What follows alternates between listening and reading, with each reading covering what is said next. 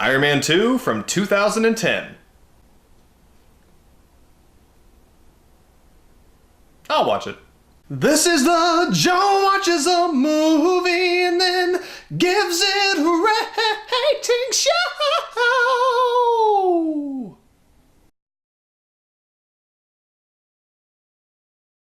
This movie is fun, but only if you leave your brain at home.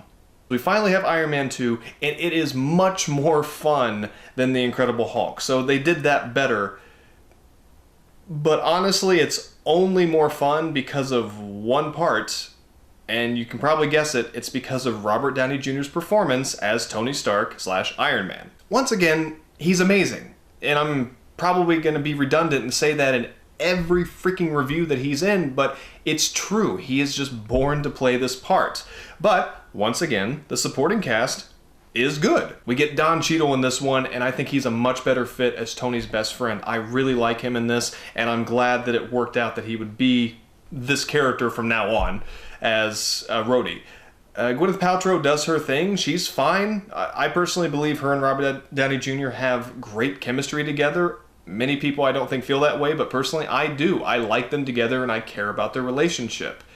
Also, Scarlett Johansson, her first appearance as Black Widow, it's good. We don't get much of her, but, you know, it's a starting point, and still hoping she gets her own movie someday, you know, fingers crossed. You know, the DC Universe, or whatever it's called, you know, they had a hit with Wonder Woman, so you can probably do something with Black Widow. You know, we have Captain Marvel, which is great, but come on.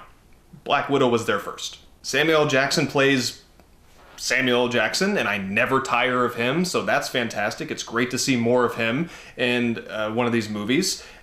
Mickey Rourke, I really do like him as the villain, and Sam Rockwell's character. I love Sam Rockwell, huge fan, so happy he finally won an Oscar for 3 Billboards in some part of the United States. I can't remember the name.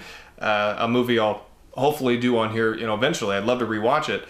And also, who was it? Gary Shandling. Gary Shandling! I didn't remember that he was in this movie. I love Gary Shandling, the Larry Sanders Show, and I love him as a stand-up, and he's not in this much, but I really enjoy him in this movie as well. The supporting cast is fantastic. But Iron Man 2 is so much weaker than the first Iron Man, and honestly is kind of less interesting than even The Incredible Hulk, even though it does fly by much quicker, it's well-paced, the performances are more interesting, the characters are more interesting, but it is just a very weak movie in the MCU.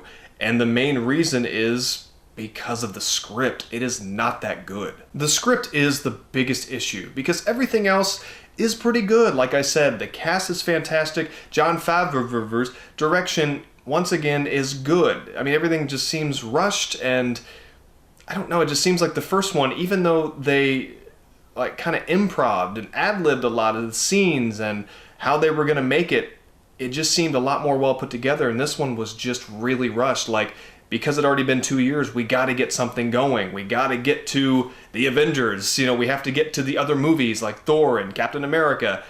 But that script is just, like, personally, I find it more disappointing than the Incredible Hulk script.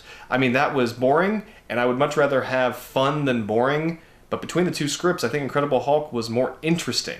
It just didn't have very interesting characters. Mickey Rourke's villain is basically an afterthought, and that really irritated me because I was excited when I saw the trailer and I saw he was Whiplash.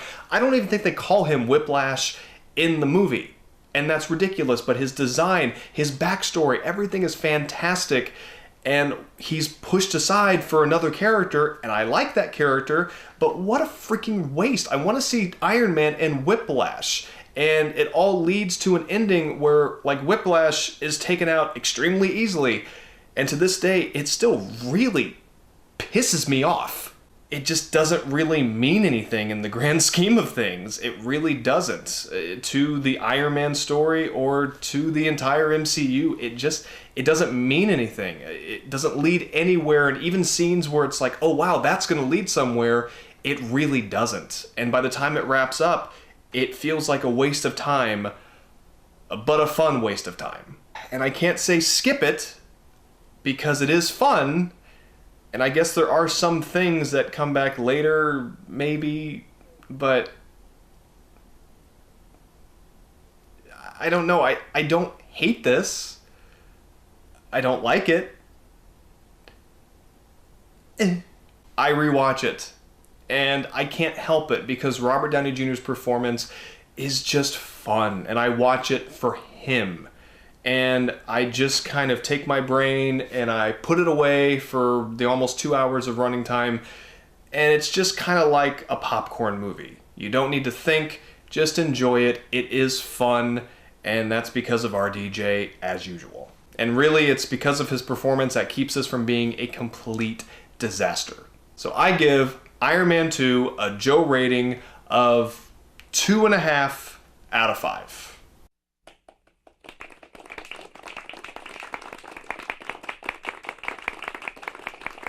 Stay tuned for more Joe reviews, and I will see you in the next video. Take care. That was the Joe Watches a Movie and then gives it a rating show.